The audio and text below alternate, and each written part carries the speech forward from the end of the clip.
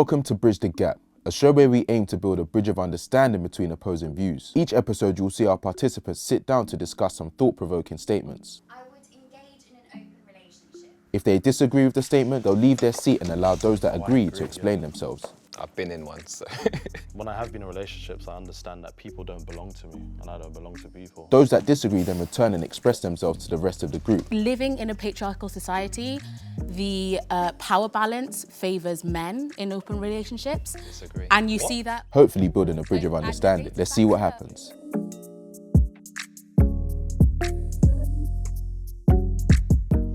the ultimate form of commitment. Yes.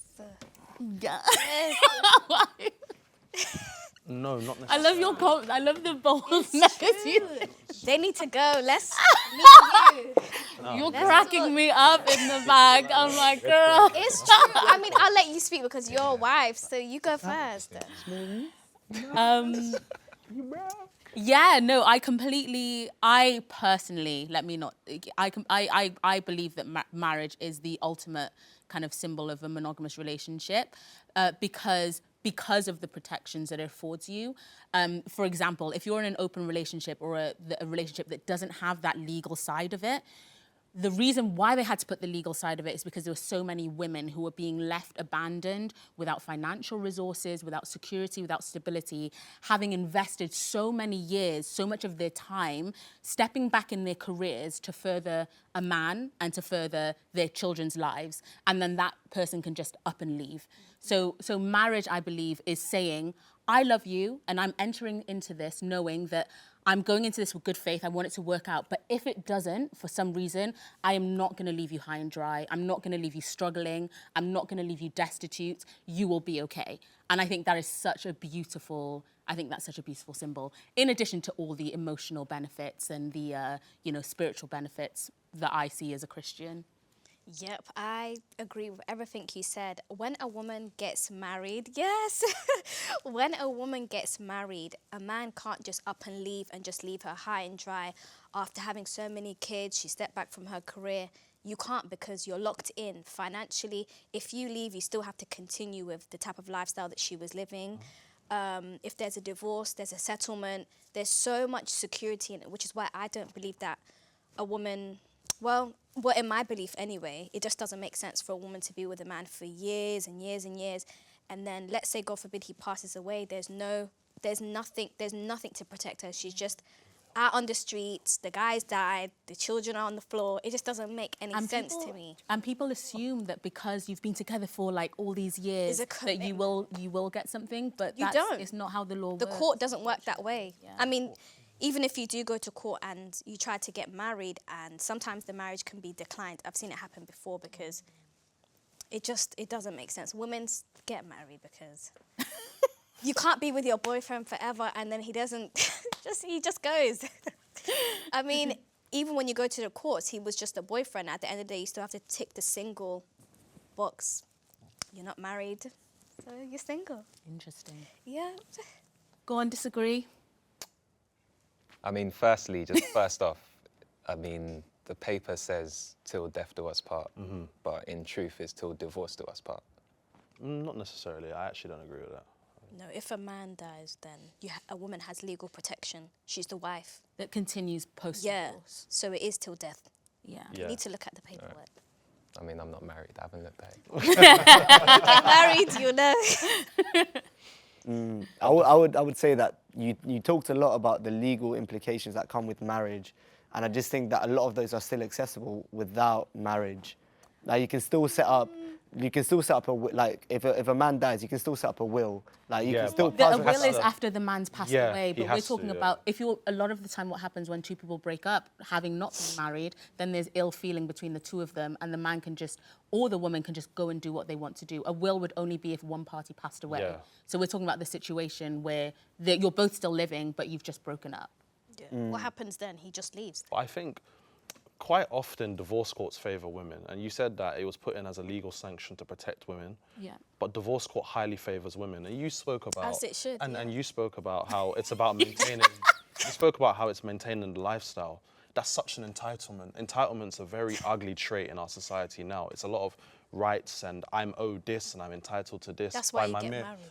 but by your mere existence doesn't grant you the right to have anything. But wait, so recently, I can't remember who it was, I think Dr. Dre, someone got divorced and his wife filed crazy numbers to maintain her lifestyle. As she should. No, she shouldn't. A smart woman, if you're in a marriage, you do not rely on a man wholly as your only financial income. I think you're zeroing in on the women. The same thing happened to Halle Berry. Her being the primary earner, she has to support her husband, her ex-husband. And that's excellent. Same thing happened to Mary J. Blige. But that's fair. So you're zoning in. So what we're talking about is the party's financial standing. And most of the time, because of the society we live in, the man is on a higher financial standing than the woman.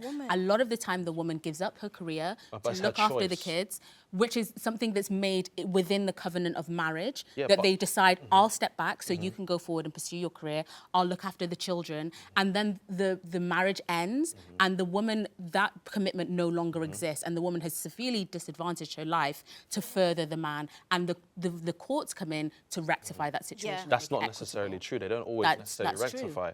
Adele's a good example when City Boys got the win. We won because the boys man them we won. That's very dusty. Huh? That's very dusty. It's very dusty. But how's that not dusty when a woman does that to a guy? But if a woman If you want has equal children, rights, you should have equal accountability. no, we're not on both equal parts. though. Men and women are not All right. equal. Okay. Cool. So okay. No, we are equal, but not the same. You're not identical. Yeah, we're not exactly the same. Of course, men and women are equal, but we're not exactly the same. Like I have children in the future, and I have to take time off. But you career. choose. But everything boils down to choice. When growing up, you said you done sport too. Your parents know you never just rely on sport. You have to get an education. You got to get a side hustle. So you have to There's have a so backup. many things you have to have as a backup. As I said, I believe a smart woman or a smart guy, regardless who you are, who earns higher, you always make sure your partner might have a business or they're doing something on the side. We live in a time now where we have more financial freedom than we've ever had. When people choose not to do something, that's on them.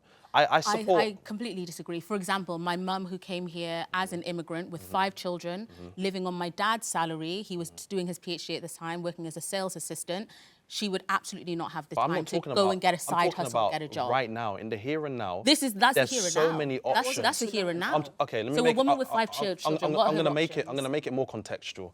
It's our generation. I know women with 5 kids who still work. It's all a choice. I think that... And she's a single mum I too. honestly think that in itself is sexist, because in that situation, where is the man? Is the man splitting the childcare 50-50 as well? I don't know Is their the man situation. splitting... Then you can't say that a woman should work and look at raise 5 kids. No, I'm not saying she should work. That's I'm saying it's putting a the choice. burden But it's a most choice. not a heavily choice, on the though. woman You have But it's a when the man choice. doesn't have that same burden. It's But a choice men- they but- make together, But so they both should share the consequences most together. women will not share that responsibility with most men, even if men want to take Yes, that on. no, they will. They will. No, hold up. If 98% of courts grant women custody, when men fight for custody, quite typically, most women won't give men that responsibility because. But you said you've No, boiled it. that's different. Can I just make the distinction? That's after a marriage has ended versus within a marriage. You've boiled it down to purely That's- sexism. I just need to make this distinction. You're saying that's after a marriage has ended, where there's ill feeling between both parties, something has probably happened, so they fall out of love with each other, versus within a marriage, where a woman will most likely want her husband to help when they're both in love and it's a good, stable relationship. So I don't think that's an equal. You know, that's no raising equal. kids is work. That's work. Of course. So why would you say otherwise then? But I'm not saying otherwise. I think the reason I don't agree, I think the statement was marriage is the greatest form of commitment. Is that not the statement? Ultimate, The ultimate- ultimate commitment. I think the reason I don't agree is just because of that word ultimate. I think it's one of the highest levels of commitment. I definitely do. But ultimate is what I don't agree with, because an ultimate commitment is this is a never-ending thing. However, like we've all established, people get divorced every single day. Marriages come to an end every single day. I think society has built it to kind of work towards that ultimate level, but in true actual fact, it isn't. Yeah, so I think that's the reason I don't agree, because I just don't agree with that word ultimate. However, do I think it's a high level of commitment? 100%. Do I agree with your points in terms of like the legalities of it all? 100%. However, I think it's not the ultimate legalities are level the only thing that commitment. distinguishes marriage from any other form of relationship. That's the only, and that's the thing that lasts beyond the relationship ending. So I think in that sense, it is the ultimate form because it's the only form of relationship you can have that lasts even after the relationship has ended. Not And necessarily. No, as There in, is no as other- as in legally speaking. and it's still- and the yeah. legality is the only thing that just distinguishes it from just a relationship that you come into with two people. 'cause That's how the only does thing that that distinguishes last? marriage from other forms So, of relationships. so would you then say that if a couple's in a married couple and a couple that's not married, they both have kids. So if ultimately the married couple then goes on to divorce, but the couple that hasn't married, like stay together, does that mean that that couple that stay together, that's not married, has not committed to the highest extent? No, because it's not. I don't think they've committed But to then, the highest extent. but then, marriage is a social construct. I'm so sorry, we're out of time. I'm so sorry. That's okay. That's right. We're okay with that.